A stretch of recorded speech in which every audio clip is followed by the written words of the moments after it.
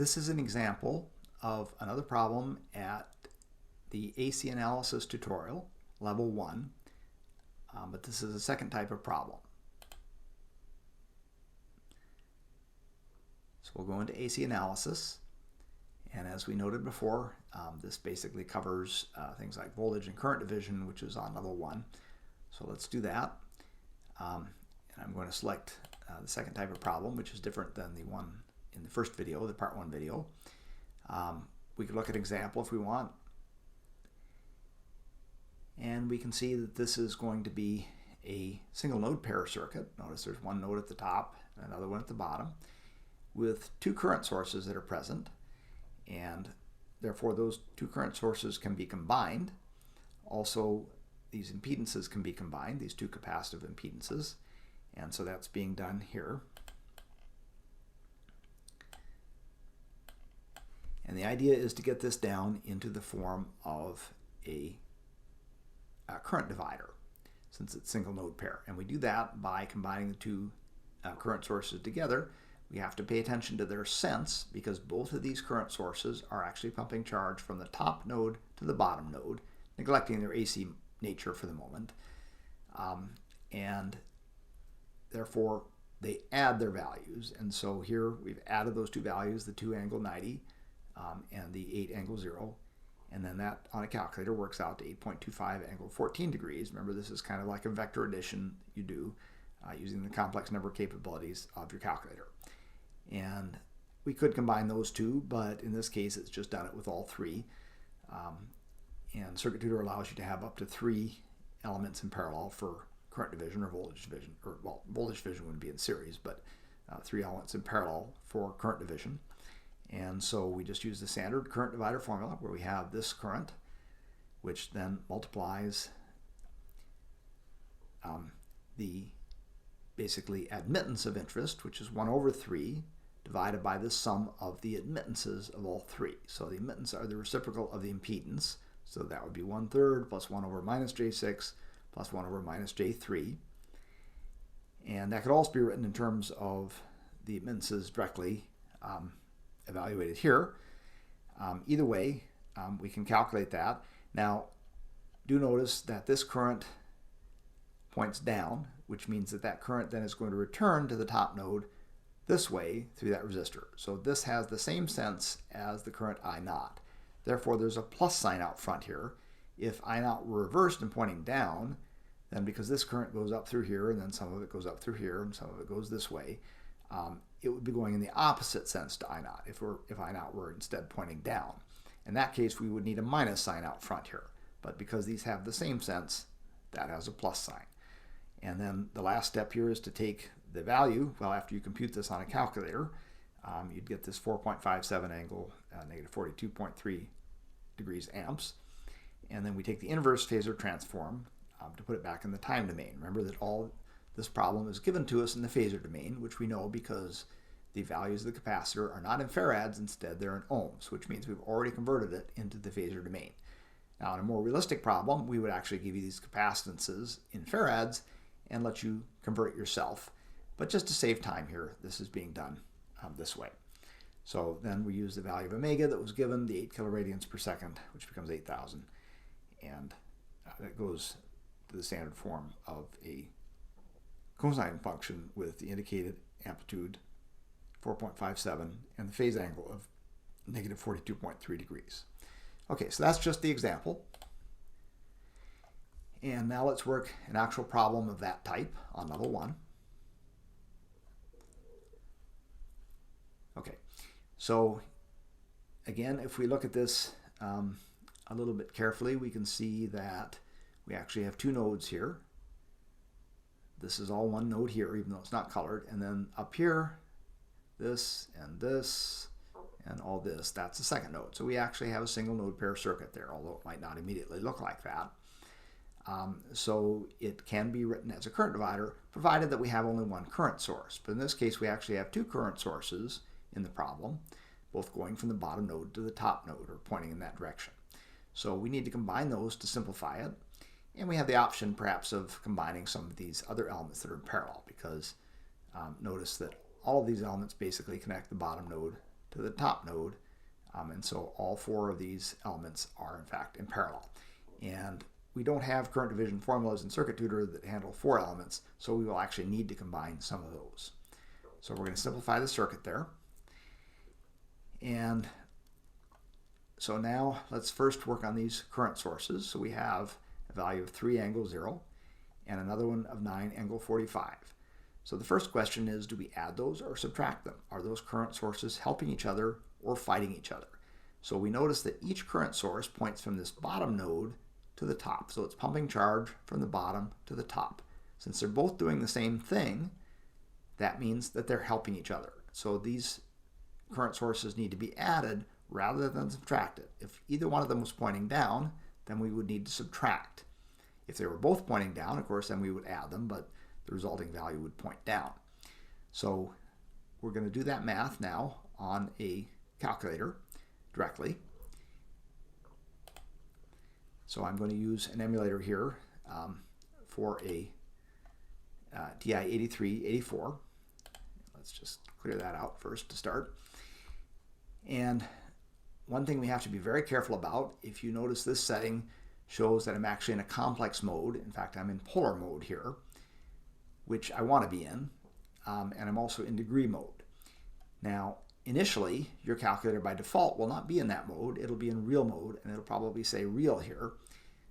So we have to normally go into mode and adjust that. So that's this row down here, as you see, where it says real, or this is the rectangular mode, this is the polar mode. So if it wasn't already set the way we would want, we'd just go down there, and we'd scroll over. And in this case, I put it in polar mode. So we would just click enter, make sure that's set, and then clear, we'll get out of this thing. And also we're in degree mode right now. Now initially you might have to be in radian mode. In fact, we're actually going to go put it in radian mode right now, just to illustrate to you how I would set up this calculator if it wasn't already set up. I'm going to select radian mode there, so enter. And now I'm going to exit this mode settings by putting clear. So now, in order to be able to work with a TI-8384, it has a peculiarity that the angles on complex exponentials, unlike those in cosine and sine functions, are always interpreted as being in radians, even if I'm in the degree mode, which is rather strange because, after all, a complex exponential is equivalent to a sum of a cosine plus j times a sine of the same angle, so you would think they would all use the same mode, but for some reason on this calculator they don't. On a TI-89 they behave more logically, and they actually, the degrees and radian settings apply to all of those, but we're going to have to deal with that here. And because of the peculiarity of this particular model or set of models, I'm going to have to create a special variable. And so what I'm going to do is I'm going to create e. So second logarithm here gives me e to something. And then I'm going to go I, which is on the decimal point here with the second key. E to the I times pi, which is here, divided by 180. So what I'm doing here is, if I take that number, that's how I would convert something in other words, if I multiplied this exponent times, say, 45 degrees, for example, that would convert it into radians and give me I pi over 4 radians. That's what this calculator expects. So what I can do is define this entire quantity as a variable, which I'm going to call capital E, and then I can raise that to the power of a number in degrees, and that will automatically convert it, and then I won't have to keep typing this. Otherwise, you would have to type this every time you want to enter a complex number in polar form, which is rather tedious. So I like to make this a variable. So I'm going to store that as alpha E. So I use the alpha key here to make that variable E. And that's now the value there. And I can check that by, now I'm going to go into degree mode instead. And I had to do that, at least in some calculators, you may have to do that in radian modes. It depends on which software update or specific model you have. But in my calculator, you have to do that. So on a recently purchased calculator, you probably will have to do that. Some older models, you don't.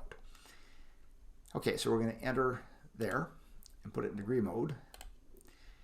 And now I'm going to test by going e raised to the power, for example, of 45 degrees. And that shows me 1e45i. So that's actually correct. Or I could, if I wanted to, I could go in rectangular mode and make sure that that gives me 0.707 plus I times 0.707 essentially, which would be the polar form. But that's correct.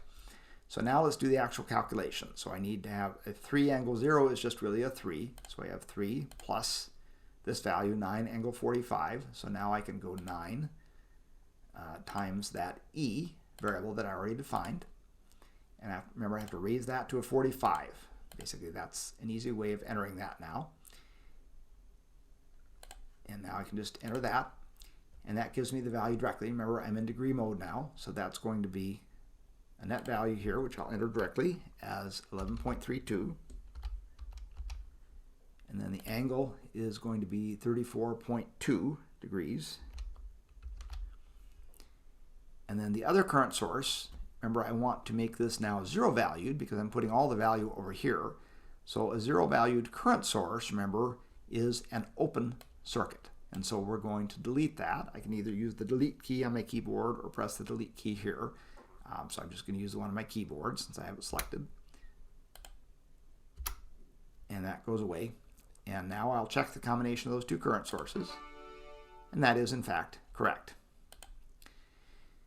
Now, and by the way, this thing acts a little funny if you're not full screen, so that dialog box has just gone someplace where we can't see it here, unfortunately. So let's see. Well, I'm going to go back full screen, and we have to scroll over and get that dialog box back. Okay.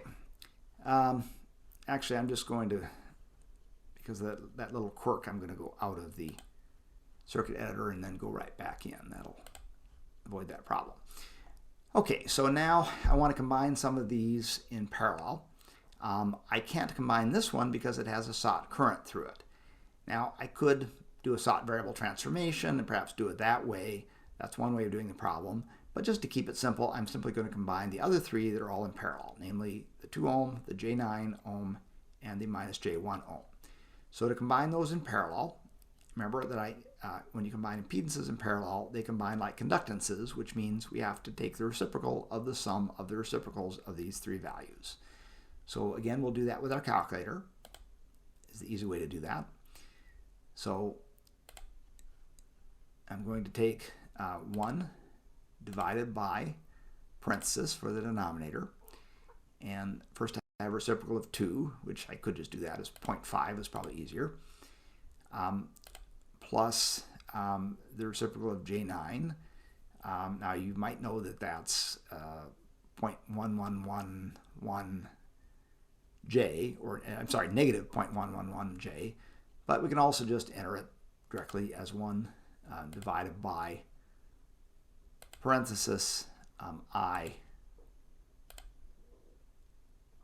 times 9, close parenthesis, and then we'll add 1 over the minus J1, and that really is just going to be J, but again, I'll just do it the simple way. So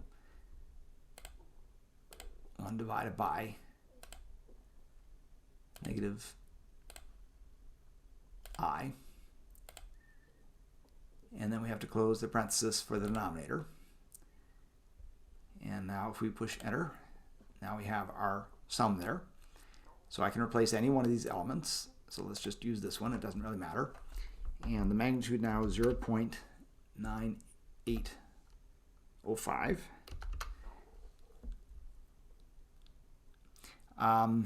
Oh, these have to be in rectangular form, don't they? Okay, so actually, I'm sorry, we can't do that in that form. So instead, what we're going to do is we're going to, well, we could use a function to change that to rectangular, but instead I'm just going to change the mode here, probably just as easy. And so I'm going to go down to rectangular form here, select that. And now I'll just go up and select that, enter. and enter that again. Oh dear. Okay, so let's see. I need to go back. Oh, that's because it won't accept it in the form that it's written, and that's just a peculiarity of this calculator. So let's go back up to the original value. So we can enter that, and that will work. And now that's in rectangular form. Okay, so let's come back down here again, and that will be 0.4807. And values of impedances are always entered in rectangular form. So minus 0.8546, just putting in 4 digits for accuracy. And then the other impedances that I'm combining with that, this one and this one, we have to change those to open circuits, because remember that we want to make it basically remove its effect from the circuit. So we would not replace it by a short, because if we put in a short, that would short out this element, which then wouldn't do anything, and it would be that we're replacing those 3 elements in parallel by a short. And of course, they're not equivalent to a short. They're equivalent to the single element with this value. So we definitely don't want to short this. Instead, we want to open it. So we're going to delete that with the delete key. And then we will delete this one also. And it automatically gets rid of those wires. Now we can check that combination. Oh, and we forgot to do something else. I forgot. So this, and actually if I had this full screen, it would show me that more clearly. So that's an invalid number.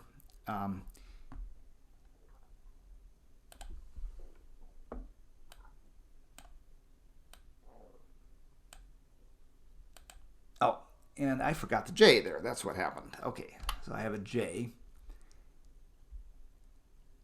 And that was the problem with that. And there's still another problem, however, because the inductor is not a valid symbol for this. So we need to change this to a generalized impedance. Okay, so now that's okay. It's not red anymore. That indicates it's okay. And now we can check that, and that is correct. Okay, so now we have something that's amenable to a simple circuit current divider. So we're done editing. And now we will select single node pair analysis. And the equation type, well, we want a sought current. So we just select a sought current directly. Okay, and I apologize for this funny display. That's just an artifact of my screen recorder here. So I naught here is equal to, and we could use 3 different forms here. Personally, I like to use this one, but it's just a matter of taste. We could use any of these. And so that's a current divider formula. And so in terms of impedances, we need to put in the source current, which is the 11.3, angle 34.2. And then we have, remember that for the current divider formula, we want the other impedance, the one that does not have the sought current. So we want this value of Z1 here in the numerator. So that's going to be the 0.481 that I read off down here, minus J 0.855. And then I'll just copy that whole thing there. And then we have to put the sum of all the impedances down here, so that one will go there. And then the other one is just a minus J2. Now, we have to check the polarity here. That's very important. So this current is going upwards through the source, and then that charge will come back around this way in the same direction as I naught. And of course, some of it will also come this way, but what we're concerned about is what's going as I naught, and so that's going to have a plus sign because those both have the same sense. So in other words, this current will flow into here, and then some other current will flow here. So that means we need a plus sign here. So we always have to be very careful to check the polarity on these problems, or we'll get the wrong answer. So let's try checking that. That is correct. And now we're done writing equations because we only need that one for I naught. And now we need to enter a numerical value, which we'll do on the calculator. So let's go back to the calculator here. And I'll just clear that. Well, actually, no, I don't want to clear it. I want to use this value. So basically, we need to evaluate this expression here. So we're going to enter the source value, which is 11.3 times my variable I define e raised to the power 34.2. I make sure I'm in degree mode here, which I am. And notice I don't have to be in radian mode in order to, or I don't have to be rather in polar mode in order to enter a number in polar form. So that doesn't matter. Okay, so I've entered that. And that's this. And now I have to multiply times. And now I can just enter this directly in rectangular form. Again, I don't have to do any rectangular to polar conversions if I'm doing this properly. So that minus the I times 0.855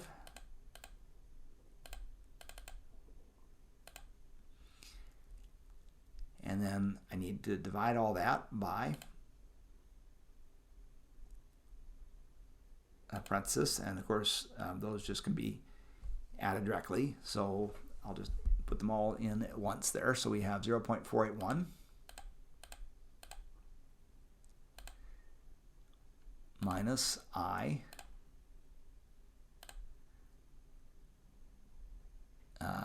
times 0.855, and I don't really need the multiplication sign, so I'll just go 0.855, and then we have minus J2, so that's going to be minus I2, and then we close parentheses for the denominator. And we didn't really need these parentheses because that's all part of the same number. So enter that, and that gives me the answer in rectangular form. However, I now want it in polar form. So I'm going to go into modes here and go down to, oops, polar form there.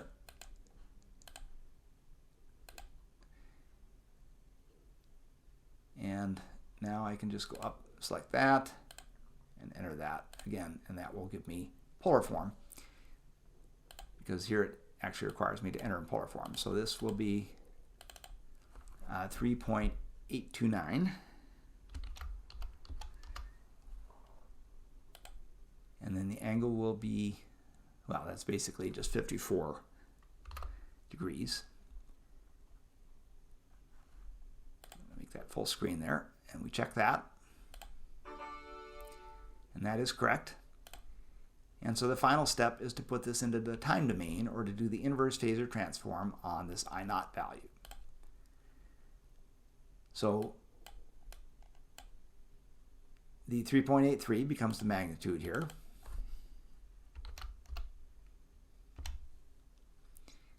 And then this would be the omega value, which is 40 kilorad per second, or kiloradians per second. I'm not allowed to put a kilo there, so I have to write that out as 40,000. The system doesn't accept currently a K prefix there. So I'll write 40,000. And then over here we have the angle 54 degrees. And that should be the correct thing. So that is correct.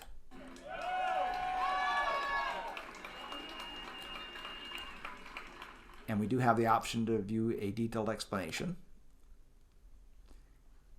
which will show you different ways of computing this, as indicated here. So that concludes this problem.